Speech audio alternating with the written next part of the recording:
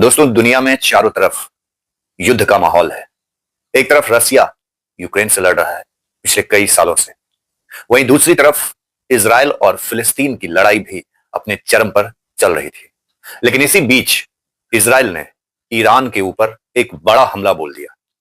हमले के पीछे का कारण यह बताया जा रहा है। इजराइल का मानना है कि ईरान परमाणु हथियार तैयार कर रहा था और ईरान का कहना है कि ईरान अपना परमाणु हथियार तैयार करने के साथ ही उसका पहला इस्तेमाल इजराइल के ऊपर करेगा।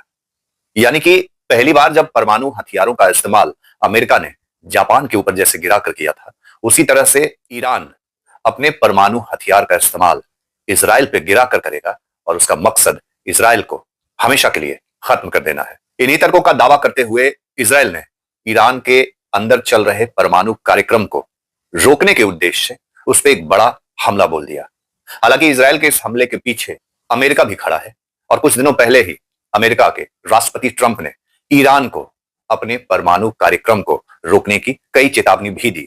लेकिन ईरान अमेरिका की बातों को अनसुना करता रहा और लगातार अपने परमाणु कार्यक्रम को आगे बढ़ाता रहा और इसी के रिएक्शन में इजराइल के जरिए कहीं ना कहीं अमेरिका ने ही ईरान पे यह बड़ा हमला करवाया है। हालांकि रिटेलिएशन में इजराइल को भी इस बार बहुत बड़ा खामियाजा भुगतना पड़ा है।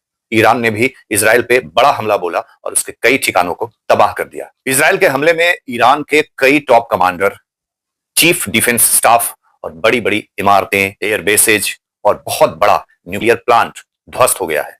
और वहीं रिटेलिएशन में इजराइल को भी कहा जा रहा है कि बहुत बड़ी कीमत इस बार चुकानी पड़ी है और चुकानी पड़ेगी। युद्ध के इस माहौल में खबर यह उड़ रही है कि अगर इस युद्ध को कोई रुकवा सकता है तो वो है हिंदुस्तान। वैसे अमेरिका सऊदी अरबिया से मध्यस्थता के लिए बोल चुका है और वो कह रहा है कि ईरान और इजराइल चाहें तो सीज फायर कर सकते हैं। अमेरिका और सऊदी अरबिया उसके लिए मध्यस्थता करने को तैयार है।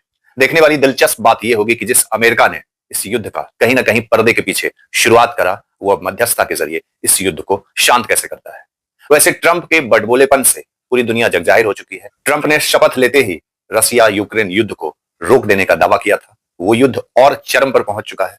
ट्रंप ने भारत और पाकिस्तान के बीच के युद्ध को भी रोकने का दावा किया, जबकि उसमें कोई सत्यता नहीं थी। इस हिसाब से अंदाजा लगाया जा सकता है कि राष्ट्रपति ट्रंप शायद ही इस युद्ध को रोक पाए। वीडियो पसंद आए तो इसे शेयर कीजिए, लाइक कीजिए, कमेंट कीजिए, चैनल को सब्सक्राइब करना मत भूलिए।